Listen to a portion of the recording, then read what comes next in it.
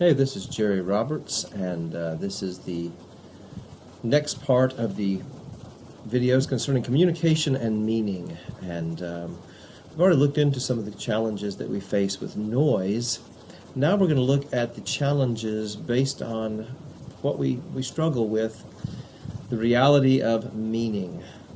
I've got a picture I want to show you, and I want you to take a look at the picture, and then after you take a look at the picture, it'd be great if you could send me a quick email, literally just a few words saying, just looked at the picture on this video, and here's what I saw first. So here you go. So take a look at that picture there, and tell me, like I said, write a quick email, tell me what it is you saw when you were looking at it, and you might want to pause the video for a few seconds and do that. So go ahead and do that, and we'll get right back to the next thing. This is a kind of an exercise. So now I'm assuming you've already sent your video, and you sent your response to what you see here in this particular picture. It's possible you had seen this before, but this is a classic picture. And this is one of those pictures that was purposefully drawn in such a way that people can see more than one thing when they look at it. The question is, what did you see first? Oftentimes it depends on what you were looking for. Some people, when they look at this picture, the first thing they see is an old lady with a big nose. Now, you can see, if you're going to see that old lady with a big nose, you have to see the little line down at the bottom part of the white as her mouth is open, and then the very large nose is there, and then you see the eye just below the hair up there, and then the other thing you see on the other kind of indentation in the left side of the face, it would be her other eye just beyond her nose. However, some people see a young woman who's looking away, and if you see the young woman looking away, what you see, that little indentation sticking out there on the left, is actually her nose and her eyelashes sticking out just a little bit. The opening just below the hair is her ear, and then that little kind of gray area down on the white near the jacket or whatever else, that's actually a necklace. So you can see two different things. Now, some people only see one. Some people just never get around to being able to see the other one. They see only exactly what it was they were looking at, and they never see the second one. So do be aware of the fact that you may still struggle to look at it. It's just a very interesting little study, because here's the deal. What does this picture mean? Well, the truth is, what this picture means is based on what the person who is looking at this picture decides that it means. Meaning is determined by the recipient. Meaning is determined by the person on the receiving side of communication. So we're going to talk just for a few minutes today about meaning. And before we do that, I want to introduce you to a graphic that I'll be showing several times throughout our course. This particular graphic is just a very simple model of communication. And it's nice because it provides a lot of different elements all in one place and gives us an opportunity to refer back to things over and over again. So on this particular model, you see on the far left is the source or the sender. That's the communicator. And the communicator has something they want to communicate. First thing that they do is they go through the process of encoding, meaning they put that message, that information, into a set of symbols, whether they are written symbols or verbal symbols or like this particular graphic. This is a symbol that I've chosen to use to try to communicate something to you. And so they send the message out based on this information. Then you can see, you move into the second circle, that's the receiver. And the receiver, their job is to decode what they are hearing. They see the symbols, they hear the words, they hear whatever's going on, and they decode it and decide what's going on there. They decide what it is they're perceiving there. And if you were in an interactive environment, let's say you and I were in a conversation, typically the receiver would have a response, that yellow line that goes down. That response would go back to the sender, back to the source as feedback.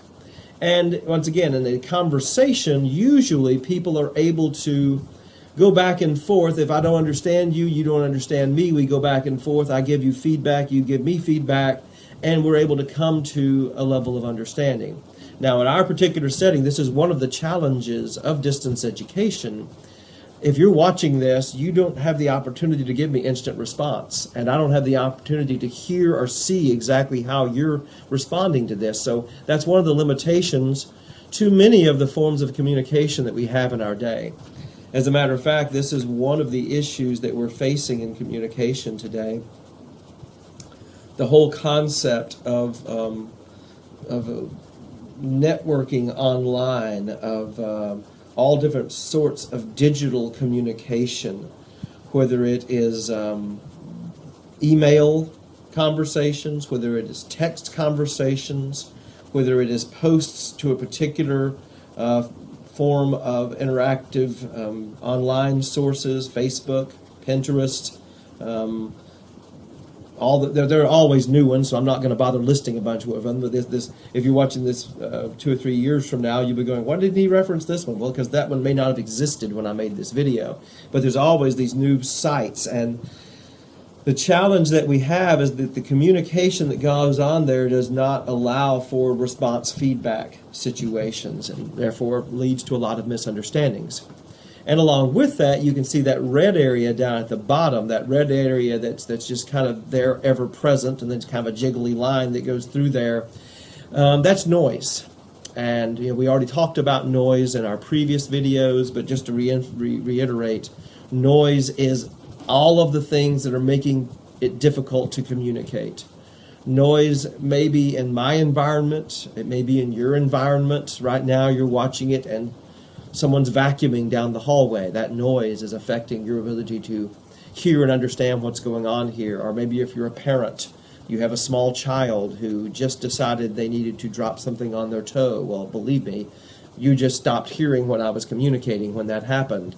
And there's also emotional noise. There may be something about how I am sitting, or the room that I'm sitting in, or the words that I'm using, or mannerisms that I am inadvertently conveying that may distract from the message that I am presenting to you right now. So there also can be emotional noise. You just received a phone call about your job and found out something very difficult information, or you just had an argument with a friend, and that there's emotional noise that's keeping you from being able to receive the communication effectively. So that's what this graphic kind of illustrates. We'll be touching on a lot of different aspects on this as we go through, and you'll be seeing this graphic quite a few times. But right now we're going to talk about the issue of just kind of defining communication. Defining communication. Now, there are literally hundreds of different definitions of communication. I could provide you with 8 or 10 that I know, but I have really decided for this particular video to focus only on this simplest of all definitions. Basically, communication is the transfer of meaning through the use of symbols. That's communication, transfer of meaning through the use of symbols. Now, symbols, as I've already said, can be spoken words, they can be written words, they can be illustrations, they can be stories, they can be all different kinds of, there are different things that are symbols, and we'll discuss that more later on. So communication is the transfer of intended meaning. Now, I didn't use the word intended, but I think it's interesting to throw that in there. Transfer of intended meaning through the use of symbols. Here's one of the challenges as it relates to that term, meaning. Meaning is not really necessarily found in words. It's not necessarily found in symbols, but meaning is found in the perceptions of people. Meaning is not really found in the symbol itself. Meaning is found in how other people perceive that meaning, perceive that symbol, perceive that word. Your understanding of this lecture right now is dependent on the fact that you have taken the time to learn the English language. If you had not taken the time to learn the English language, most of what I was saying to you, what I'm showing you on the screen, and the words that I'm saying would be no value to you whatsoever. but because we at least share a language, I'm able to communicate to you using symbols that we kind of agree are similar and have a value to them. Communication is based on the transfer of meaning. However, meaning is based on perception. Perception is based on understanding, and understanding is culturally determined. Understanding is culturally determined. Not everyone agrees on the interpretation of the meaning of a particular symbol. One illustration I could use is there is a very well-known symbol that a lot of people have argued about in recent years, and it's an ongoing argument, but it's called the swastika. And the swastika is the symbol that was used by Adolf Hitler, used by the fascist government of Germany, used as part of what was called the Third Reich, and many terrible atrocities were committed under the flag that held this swastika, and it's that, the broken, the up and down. You've seen the swastika before. Now here's the problem. The swastika was not something that Germany came up with. It's not a symbol that they just decided, hey, let's just make up a symbol and it'll look real cool. The swastika actually is a symbol that has existed for literally thousands of years. And its beginnings, its early usages, you can find in India. There also have been Indo-European people, such as the Latvian people and the Lithuanian people, the people in the area I served in. And the symbol has existed for many, many years. And in Latvian, it's called the Ugunskrusts. The fire cross is what it's literally called. But this Ugunskrusts, this symbol, its meaning, for thousands of years, its meaning was a symbol of prosperity and a symbol of being fruitful. So for thousands of years, this symbol, the thing that we see now as the swastika, for thousands of years, people put this symbol up in their homes as a symbol for good luck, to say we want this house to be prosperous, we want this house to be fruitful. People would sew. As a matter of fact, even today, in Latvia you can buy sweaters where this Ugunskrusts is part of the design of that sweater. Because it's considered to be, wearing it is almost like an amulet. If you wear this symbol, you're providing yourself with the opportunity for prosperity, providing yourself with good luck, with fruitfulness. And so here's the problem. What does that symbol mean? Well, for your average American walking the streets today, they see that symbol that we call the swastika. They immediately think that symbol means hatred and bigotry and anti-Jewish sentiments and all of this. And to tell you the truth, in most of the places it is displayed in America and in parts of Europe and such today, that is what they mean by it. If they have the swastika, they mean, I'm a racist, I think that we should have purity of the race, all these kind of things. However, if you go to India or to Latvia, and you see that symbol on someone's shirt or someone's sweater, that's not what it means to them. They are not having that symbol in their sweater to say, I'm a racist. They're going back 100 years before the German Nazi Party existed. Okay, and so easily 100 years. You go back 100 years, you're well before Nazism. But they're going back 100 years to the meaning that it had for 3,000 years before that, and that's the meaning that they mean when they see that symbol. So, just because we see a symbol, and this is important for us as cross-cultural communicators, do not assume that you always know what that symbol means to the people that you're communicating with, because understanding is culturally determined. We can see even in something so simple as the statement, God is love, we can see noise in that statement. Now, you and I probably share a similar religious view. We probably both believe that Jesus is the Son of God. We probably both believe that God showed his love for us in this, that Christ died for sinners even when we were unworthy. You know, there's so many verses. So when you see the term God is love, you and I probably share enough meaning there that you understand what I mean by that. Now, there might be some shades and variations, even in you and I's conversation, because there's lots of theologies that float around out there. But when I say the word God is love, we're probably talking about the same God, the same word is, and the same word love, generally.